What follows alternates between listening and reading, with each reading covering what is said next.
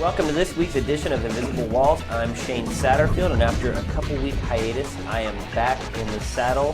Finally got over all my saddle sores, and I'm ready to ride once again. We have an awesome show this week. We do not have a Game Trailers TV tonight. It is a repeat. You should still check it out. Should be a good show. We have a lot to get to today, so let's do it. All right, we got a tight posse on the show today. As always, Marcus Beer sitting in. How sore is your saddle, in fact? How tight is your saddle even as well? Very tight and not so sore anymore. Michael Damiani is sitting in today. What up, everyone? Brooks Huber's on the show. Nice to be here. I thought you were going to do the Huber. No. That's catching on, you know that? With who? With Your mother? some random Your fan. girlfriend? No, some random I fan see of her in the ours comments. found me on Xbox Live, and he's like, "Are you Brooks Huber from Game Trailers?" And I said, "Yeah." And he's like, "Wait, Brooks Huber from Invisible Walls?" Awesome. So if you ever trademark that, I get a cut, right? Exactly. Nice. Catchphrase right there. The Cookie Crow gets a cut too. And fresh off a marathon session of Puzzle Quest Galactrix, the Sheriff of Snottingham, Justin Spear. I believe you're pronouncing my province wrong. But yeah, I am victorious. And Ryan, are you actually sitting in on the show 25. today, or are you just kind of hanging? I think he's going to jump in for Killzone. Oh, okay. So we'll hear from Ryan Stevens a little later. And today's show is a very special episode. It is brought to you by the letters A and S and our post-production supervisor's appendix. So our post-production supervisor had an appendix attack. He's been out for the last week, and we are dedicating this to the memory of his appendix. A is for appendix. The future I have seen is filled with vast evil. All right, like I said, Justin, you just got off a weekend run with Puzzle Quest. Now, to sort of just qualify this, I think all of us, or most of us here, had a serious Puzzle Quest addiction with the first game. I think when I finished the first one, I spent a good 60 hours on the single player alone. Now, are we going to get the same thing out of this? Does it have that same hook? I think it's got a pretty big hook. It's a lot different from the first Puzzle Quest. A lot different. I also played it this weekend. yeah. I didn't play it as much as you, but... We're set in space. Yeah, what It's the in hell? space this time. I missed the high fantasy setting, honestly. I think maybe it has a little less personality in space, Yeah. but they changed some things that's pretty different. The board's a little different. Well, Things fall in obviously, different yeah. It's like directions a hex depending board. on which way you move the gem. They're like gravity distorters and stuff that'll change the way the board behaves. And they've done away with classes as well, because obviously you had classes in the original Knight, Druid. I do kind of Right. miss the classes and mounts. Yeah, well, I'd encourage you to play it again as a different class. Yeah. Now it's all about, instead of getting spells and sort of weapon attacks, you get lasers on your ship, or you get some kind of machine you can install on your ship that changes the way the game's played. It's just There not are the a same lot feel. of weapons though. You don't. It's kind of disappointing that you don't have any innate powers yourself. And when you got a mount in Puzzle Quest, you're like, oh great, this mount has an extra ability. I can just add it in the pile. Here's ships. Basically, there's a bunch of slots. You look at the prices for things and how many yellows and how many reds and how much can I fit on there.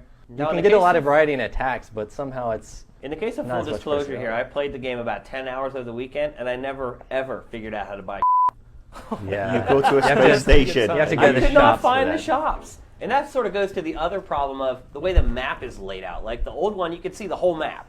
And you could say, well, I'm about halfway done. I could see what places I've explored. Gotta climb that mountain over there that I see. Yeah. There's probably a boss at the top of it. Right. Yeah. This one is just like these universes and then a jump gate that jumps you to the next universe. You can't ever really get the big picture of where you're going and what needs to be accomplished. Yeah, I think there's probably like a ton of content there, and there's each point on the map expands into a bunch of other points. But yeah, it can be. There are a lot of steps in between, like traveling from place to place, where you go through a place, then you go through a warp gate, you hack another warp gate, come out the other side, go to the planet, click on it. Now the jump gates are freaking annoying. I They think are. that's You something do we a can lot all of that. agree Yeah. about. It's the least fun game. Why? And, Basically, for those of you who haven't played, well, I guess most of you haven't played it yet, or maybe a couple of you picked it up this week, but At the party, there's a Puzzle Quest that's party. right. It's girls in space bikinis. Nice. What's a space bikini? What, you've Yeah, got to what's the sunbathe in difference? space? It's silver Ah, right, okay. and hence futuristic. Okay.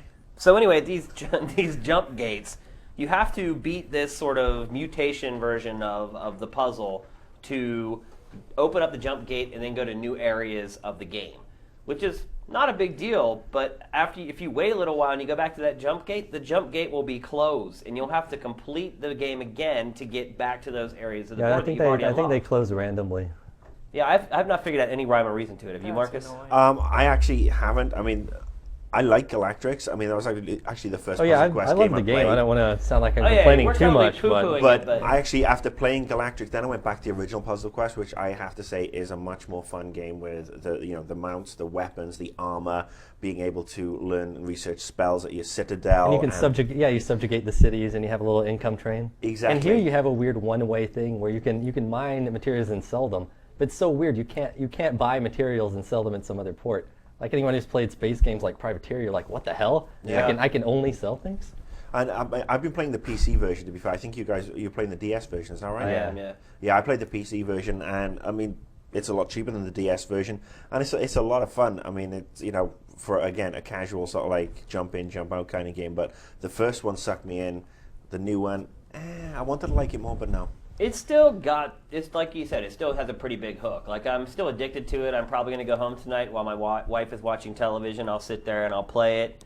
But do I think I'll sink the 60 hours into it like I did the first one? I don't know. I don't know if I'll be able to finish this one. I still felt the compulsion to keep playing it. I mean, I played it a lot on the weekend. I tell the wife, I'm like, oh, it's for work, but it's pretty fun to play. I want It to is get a kind of jump funny start how on we it. have to do that, right? How we have to Yeah. Yeah. So I think it's interesting that the DS versions actually seem to be way more addictive than perhaps the PC versions. The PC version is pretty unwieldy. Yeah. I mean, you play in Windows mode, it generally kind of messes up whether you're on Vista or XP. I mean, it's not a buggy game as such, but it's quite a heavy game, resource-wise on your machine. I think the DS version is the one I need to give a crack at. Well, I think Take it's it- made take for it the in a trip. DS. With Yeah, a it's touch just screen, it's and be totally able to a move like time-killing game. Yeah. Yeah, it's definitely made for a touch screen. Having used the mouse to click around those jump gates and all that sort of stuff, and if you move your mouse, you're playing in Windows mode and you move your mouse off the screen, the little space fighter flies down to where your mouse was and just sits there revolving in the corner. All right, now you went to an event for this game last week. What was that like? A lot of Yeah. people sitting around quietly staring at their DS. Kind of, but with a dry ice machine making space. People hidden in fog, sitting by themselves, staring at their DS machines. It was they had they had some PC versions too. They had a tournament and other stuff. It was at Meltdown Comics. It was kind of in the back room, kind of like being in someone's basement. There's little plastic cups with beer in them, and too many people for Beer the and space. Puzzle Quest. Yeah, hey, beer and anything, right? And space bikinis, don't forget the space bikinis. And girls in space bikinis. So I interviewed the girls. They had a lot to say. What did you ask them? I think one of them did a kind of the microphone gesture when I turned away. I'm not What? sure if we have it on camera, Whoa. but if we do, we'll totally get that in there. And in fact, you should probably look at the screen Yeah. on your iPod right now. Yeah. No, but it was a fun little event. A lot of people show up. It was a pretty decent turnout. Like I said, the one guy came in from Vegas. He was kind of like, people were like, did you know that a guy drove out of state for Puzzle That's Quest? pretty insane. Yeah.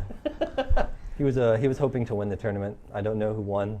You didn't stick I around. left a little early, but You should have it's entered. really cool. Did you get any cool swag? I got a shirt that says pilot trainee, but it has like 6 medals on it. Wow. So it's like the most badass pilot trainee ever. Keeper. Already, destroyed several alien races. Briefly, like in one sentence, say how awesome Puzzle Quest Galactrix is. You don't have Say to. that, Puzzle what? Puzzle Quest Galactrix. Galactrix. Yeah, it's like, Is that a new word? it is a new word. Galactrix.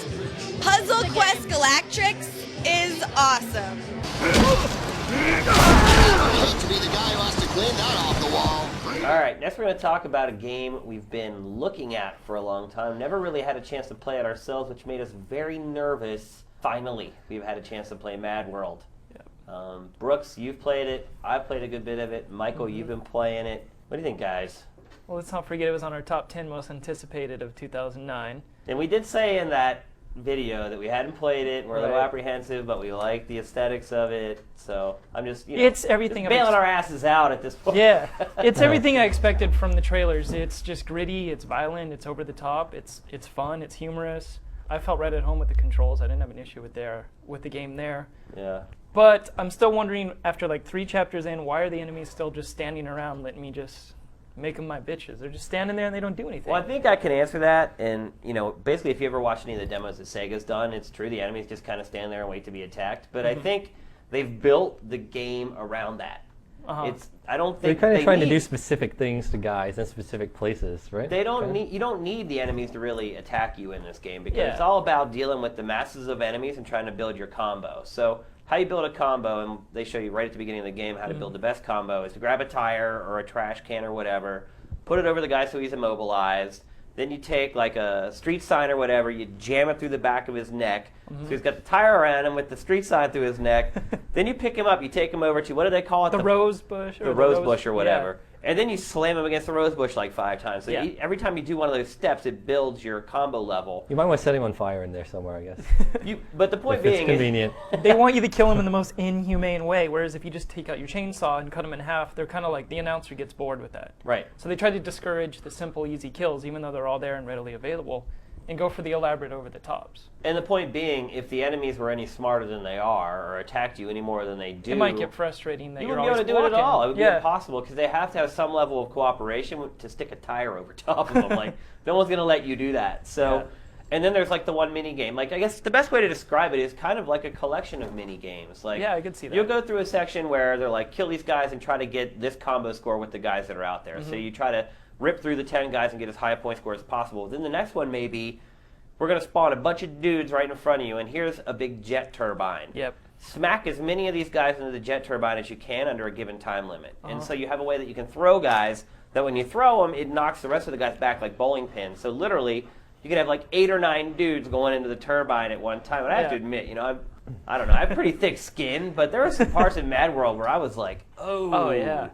Like the baseball bat covered with spikes, and you just get to go at it and just have fun. Yeah, I mean, I'm pretty desensitized to violence, but there were definitely some parts in that game I was like, man, I can't believe the SRB's going to let this slide through. It's definitely a perfect marriage between God Hand and Smash TV, and rightfully so, because some of the same guys came over from God Hand, so it's got that like action pace. It's fun to just keep going from one challenge to the next. Yeah, I mean, I was one of the few people here that actually had a lot of reservations going into Mad World. I was one of the dissenters, and now that I've actually got some time to have hands-on with it, I understand more what it is and what it's trying to achieve, and I understand it. And I will admit, actually playing it, it is much more fun than I had expected. It's just, it's more of an arcade style game. I was going into it thinking it might be more of like Devil May Cry, like hack and slash type game. Yeah, it's really not And like it's that not at like all. it at all. So people Yeah. expecting that, it's not like that at all. It's more of an arcade, just beat 'em up type game. It really is And- kind of like Smash TV. Yeah, really. You're yeah. kind of put in Definitely an get that arena. vibe. Here's all these dudes. Kill them with as much points as you can. And then there's even good. I don't know if you got far enough. The boss battles are pretty cool too. Yeah. Yeah, elaborate, huge, like bull bosses that well, not a big strategy. You just run up, saw 'em, and then run away. But it's cool. It's fun. Yeah, I found the What boss. about the motorcycle stuff? Did we get to any of the? I haven't actually Haven't done had it a yet. I haven't I've seen seen it that in either. the trailers.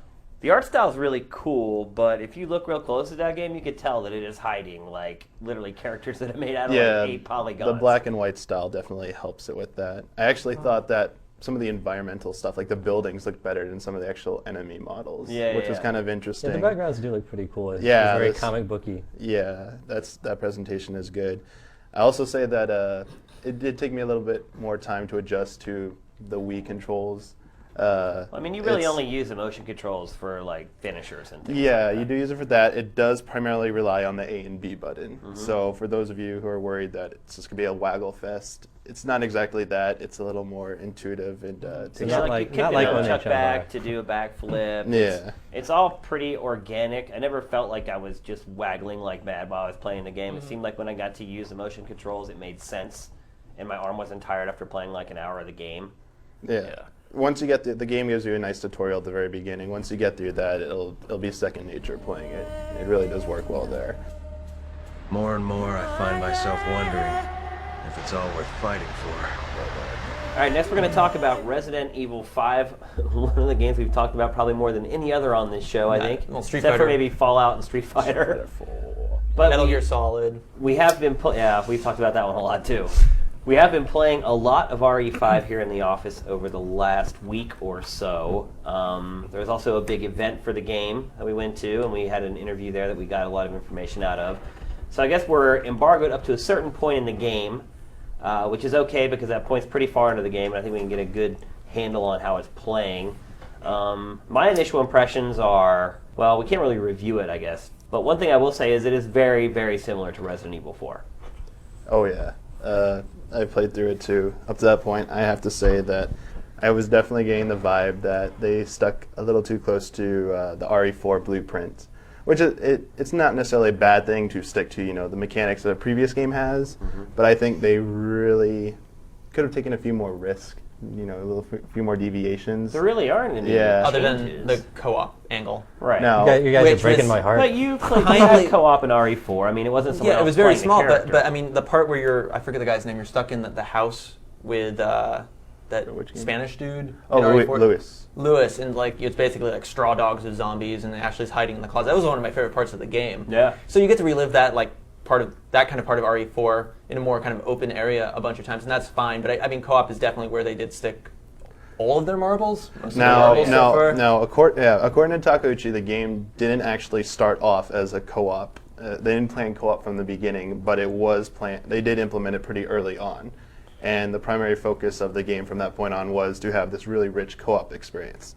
And the co-op does work really well. I mean, Now, I've been playing it without another human. I've been playing it with the computer AI. And there are definitely some issues with that. The computer can't manage the inventory. And like most Resident Evil games, inventory management is a big part of the game. I probably spent, a fifth of my time playing the game, sitting in inventory, upgrading weapons, giving shells to Sheva that she needed, trying to get ammo from her that I needed. But the problem is that Sheva can't do anything on her own. So she can't combine herbs to save a slot in her inventory. She's not smart enough to pick the right weapon to use. So you give her, say she has a handgun with 5 bullets and a shotgun that you've powered up out the ass and 50 shells. For whatever reason, she's always going to use that frickin' handgun. And you can't tell her what weapon to use. So it can be kind of frustrating. Again, if you play with another human, all these problems are resolved. But I wonder, 50% of people, for example, who own an Xbox or don't have Xbox Live. So The split screen works pretty Right. well. Right, With but that it's weird not kind of full new- split screen. It's like staggered, stacked. Yeah, well, I think they were trying to preserve the aspect ratio, so you're actually getting less screen real estate, but I mean, you're preserving the actual view. Right. Yeah. So playing it by yourself, there are definitely some issues with Sheva. I mean, at the end of the day, though, the game so far to me hasn't been very difficult. So that kind of helps with it. She gets in your way sometimes when you're trying to shoot, but it's like whatever. But how often does she die? Do you have to worry about that? Is that an She's issue? died twice. And were they from what like I can tell, legitimate about halfway reasons? through the game. Yeah. And I've died twice, and I'm about halfway through the game. And the one time I Right. died, It's a tie. it was because the chainsaw guy dropped in behind me and just chopped my head off like that. There's nothing Yeah. I could do. So I really died legitimately one time in the game, Okay. halfway through the game. Because That's not normal. micromanagement is like one thing, but if she, as a computer player, was having those issues, that'd be more obnoxious. It's to me. just annoying because it is like other Resident Evil games in that you have to really manage your ammo.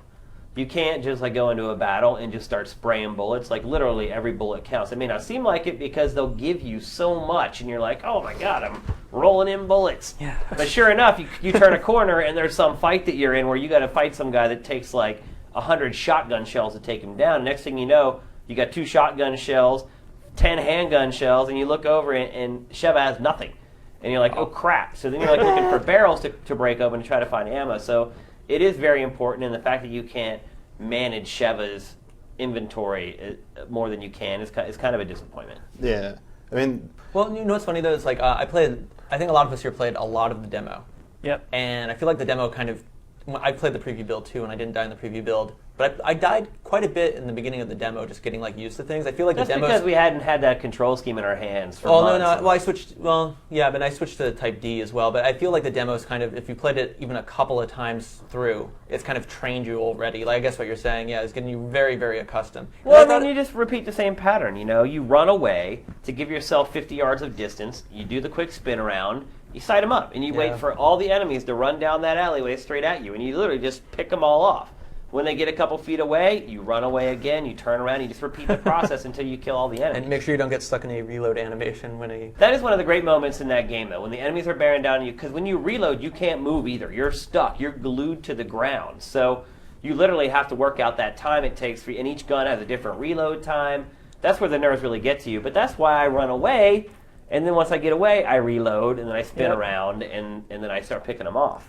I was still thinking, though, there's still a lot of parts that like that, but there are some of the later parts in the preview it gets to where there's just a lot of pseudo running and gunning, And as much as we like to skirt around the issue, I still think that with the direction they're going with this type of game, it still felt like there needs to be running and shooting in this game.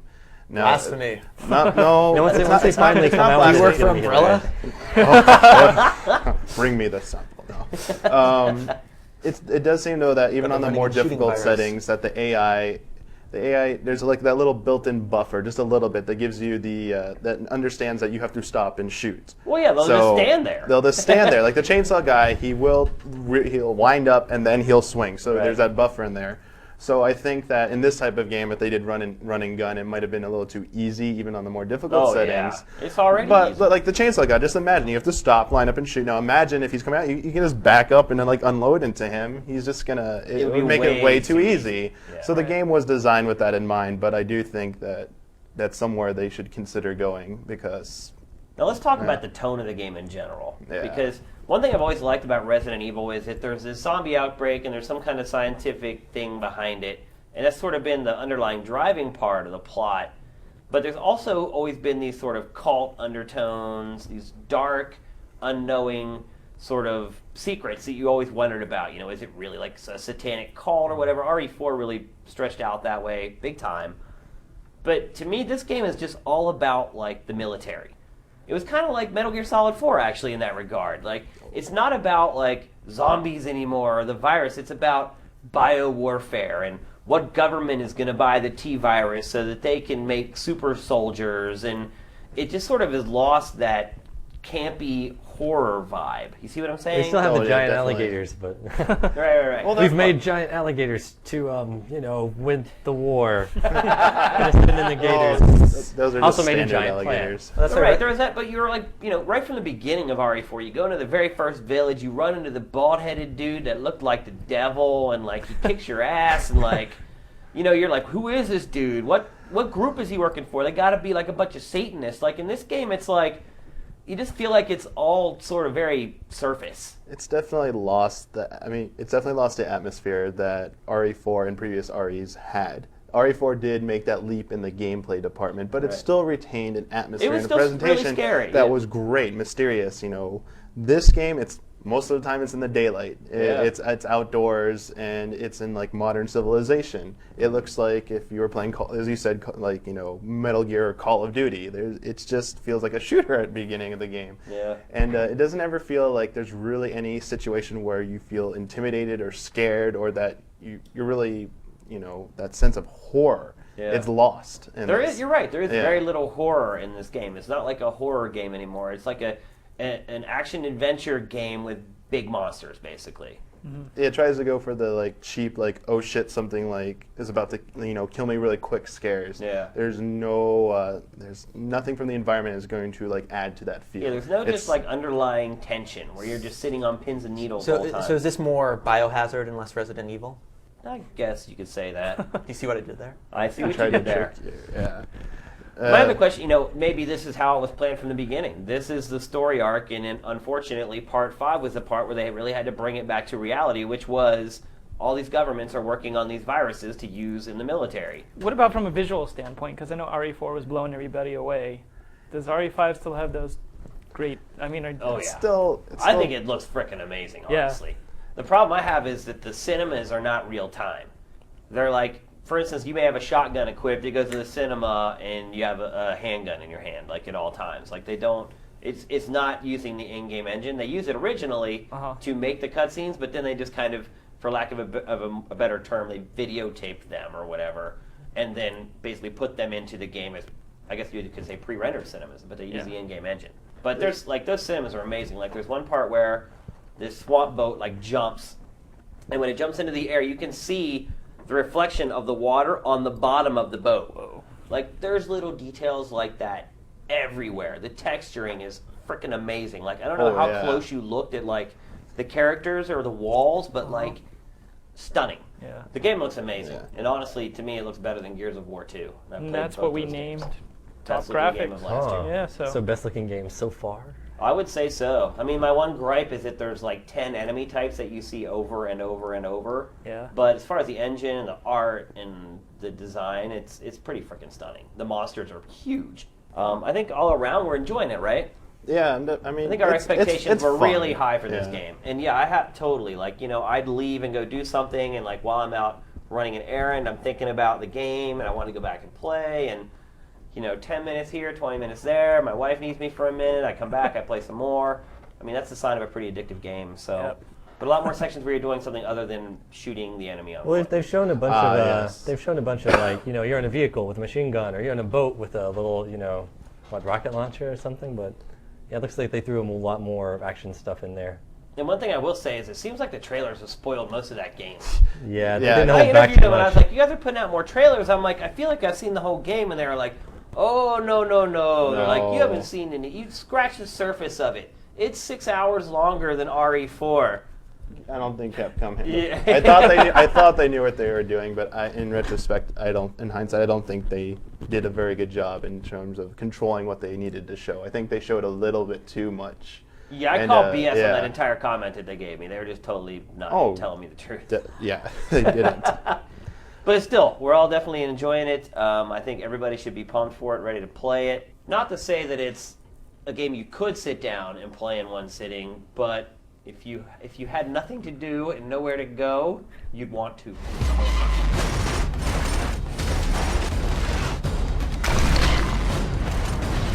All right, rounding out our illustrious list of segments today, we're going to talk about Killzone 2. Now, we reviewed this game like 2 years ago, Yeah. it seems like. Pretty weird embargo on that one. Sony does this sometimes. I remember like the God of War 2 It embargo was 2 like weeks 2 or before. 3 weeks ahead of the ship date as well. I Yeah, don't know why. I don't really quite understand the strategy behind it. Marcus, any PR insight into early Why they would reviews? do that? Sony's PR team don't know their ass from their elbow. They couldn't organize a good product launch if their lives depended on it, and they've been for 2 years. I will say this much: our review's already done like 800,000 views. Yeah, that so Killzones. I guess if you look at it from that perspective, and if you're confident in your game is going to deliver and review well, and you put it out there that early, that's 1 million people that just came to GT to watch a review for a game that we gave a really high score to. So maybe it does kind of make sense as long as your game can back it up. I mean, it doesn't make sense because at the end of the day, the games are way better than the publicity they're receiving right now. I mean, you know, the PR support from Sony. Sony, I thought they were going to start off this year and really go well and attack the 360 and attack the Wii and really do a creative job. And they've just fallen into the old routine of not being responsive to people, just slapping stuff out there. There's no really great. I mean, luckily the games are phenomenal, and this is going to be the best year for the PS3. But the games deserve way better PR, and if I was in charge of Sony's PR, I'd have fired the f***ing lot of them, to be honest with you. Dude, video game publishers are pussies these days, man. Like, I remember back when I was a kid, dude, Sega and Nintendo went at it. Sony and Nintendo went at it. They threw down, dude. They had, like, the other companies' buildings in their commercials and were, like, calling We're each other outside out. the building beating up employees. Dude, what happened to split In a Crash screen Bandicoot showing our suit. game versus their game? Our game looks better. Like, what the hell? They've lost their balls. The one where it crashed. I mean, again, that's one of the reasons I left PR. They stopped because doing cocaine. That's they're it. all they're all The 80s. controlled by assholes in marketing who have come out with degrees or have been working somewhere else or are too f***ing afraid and not creative enough to really do anything decent. When I was launching Fear, we went up against Quake 4, and I took, as you know, I took great thrills and pleasure in ripping the out of Quake 4 to every journalist I went up against. Because at the end of the day, it was, you know, we were You're a right. competitor. Yeah, and Fear turned out to be a better game and outsold Taking Quake 4 food by... off your table. It's taking strippers off my lap. That's what it was doing. But yeah, it was basically, you know, in the end, Fear outsold it 3-1. Yeah. But we don't see that anymore. We don't see the fire from publishers anymore. Like, The even good when, old like, days. when they put out All Pro Football 2K8 and, you know, the EA had Madden, like, there's so many opportunities for these companies to just go at each other and say, our product is better. Eat it, bitch. I mean, they don't do it anymore. Sony has They know this we'll do a prime comparison opportunity. video. Yeah. Sony has the opportunity this year to literally They go could do it all slap it frickin' on year. the table and say, you know what, Microsoft are in the with regards to the quality of the products coming out. You know, we've got Killzone 2. What have they got? Halo Wars. Yeah. Do side-by-side comparisons of some of the PlayStation 3 games against the big 360 games. The PS3 is going to win every freaking time. Go for Absolutely. the throat, Sony. You're on your knees. You need it. Yeah, exactly. No You're one's on- going to fault them for going for the throat at this point, man. Like, you've got to. Well, unfortunately, they're taking it in the throat right now. Well, let's get back to Killzone 2. Now, we reviewed it weeks ago. gave it a really high score. But not as high a score as some people would have hoped. Yeah, you didn't give it as good a score as Gears of War 2, you X-bot. Yeah. But I'll say, when we got the preview build in, I was like, this game is going to be like an 8 top. Yeah. I will the say preview build was horrible, though. Yeah, no, to be fair, like, there definitely was a big jump in quality from, I was like, oh god, I got to replay all these levels, but they played a lot better from the preview build to the review build. Also, the later levels in the game get pretty spectacular at times. Honestly, the first half of that game is a grind. I did not enjoy the first half of it hardly at all. There's some issues with the early stuff. It just was boring. It was just very formulaic, and here come some more dudes, kill them all, move on. But I will say I'm glad that everyone that got the demo is also saying that the default controls and sensitivity are ass. Yeah, because we thought we were all like collectively crazy here. No. We're like, what did they do? Why is this horrible? But now you see the developers like sensitivity. going into their message boards, like saying, "No, we meant to do that, and if we want to change it, why don't you tell us? Or you want to change it, tell us, and we'll maybe change it." But how could they focus test the game and not realize that people are like, "I can't aim"?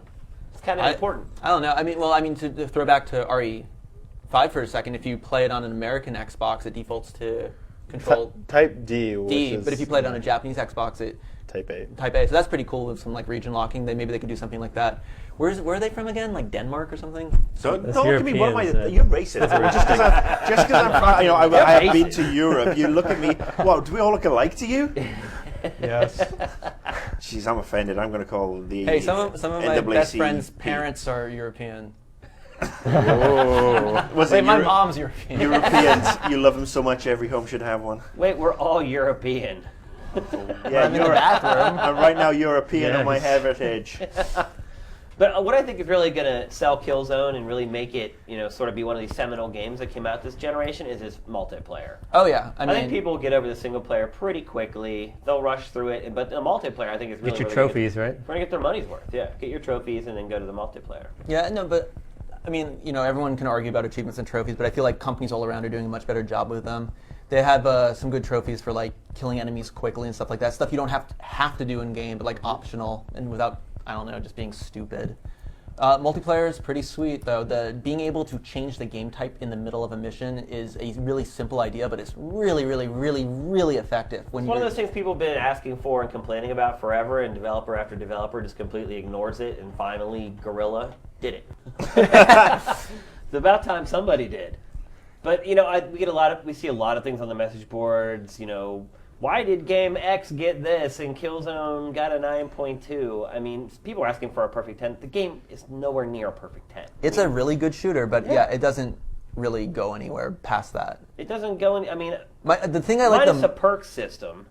Oh yeah. I mean, it really doesn't. In all honesty, the thing I like the most, and it's really small and subtle, is when you have the sniper rifle. If you the 6-axis controller, if you shake it, you'll get a messed up aim. But kind of precise aiming with the analog nubs on the PS3 controller is not the best. But you can actually use it to your advantage and just kind of move your hands a slight bit to get that like precise aim for the headshot. And I thought it was actually pretty effective. Yeah, I thought it used it pretty well. I agree. I mean, if that's the number one thing I'm like championing. Yeah, that's right. I mean, the game's good, but yeah. I mean, a game like that's a really solid shooter that pretty much nails everything. It's always going to get a low 9 on our scale. I mean, that's pretty much how it's gone. You look over our history of reviews, that's pretty much where those games fall. I mean, first-person cover, it's cool without jumping to a third-person camera, but yeah. I guess also Seb is 3 feet tall. But yeah. Other than that, no. Great solid game. all around. If I owned a PS3 and only a PS3, I'd go out and buy this game, no questions asked. You're going to rip through the single player pretty quick. You're going to play that multiplayer. Except for the last boss. Yeah. And let's just clarify for those people who just listened to what you said and totally just freaked out after the first part. You do own a PS3. What you said was, if a person owns a PS3 and only a PS3, not Shane doesn't own a PS3. Okay? How could you even miss those? I thought it was pretty clear what I said. I have owned a PS3 since launch day. Yeah, well, you know what some of our people are like, bless them. Go buy it. If you only own a PS3, buy it without hesitation. If you have a PS3 as one of your 2 or 3 consoles, I think it's still worth renting to see if you're into the multiplayer, and if you are, then definitely go pick it up. All right, that's going to do it for this week's show. I have to say, man, that was one pretty kick-ass episode. Baller? That was balling and shot calling, I have to say. No, that was a good show, man. You know, sometimes we have to put some games on here just to make sure we got something to talk about. I think this week we actually had solid from beginning to end, so great job on producing the show today. Mr. McGrump. I turned off my microphone. I'm going home. He's already retired for the day. I've only said 3 words today, so there you go. Anyway, well, thanks for watching, guys. We really appreciate it. Head on Facebook. Add us to your friends list. I want to apologize. Unfortunately, I do not add people to my friends list that I do not know in the real world. So I want to apologize to all you people who've been sending me friend requests. I'm really sorry. But if I took them all, man, it would just be a total... You could be a child molester. So. But jump on there, join the it takes Facebook is one group. time. And before we all go, I think we should have one moment of silence for Bobby's appendix. Some bagpipe music too. Oh no, I broke Play the moment of silence. All right, that's going to do it for this week's show. Bye, Mr. Appendix. May you rest in pieces. Invisible Walls out.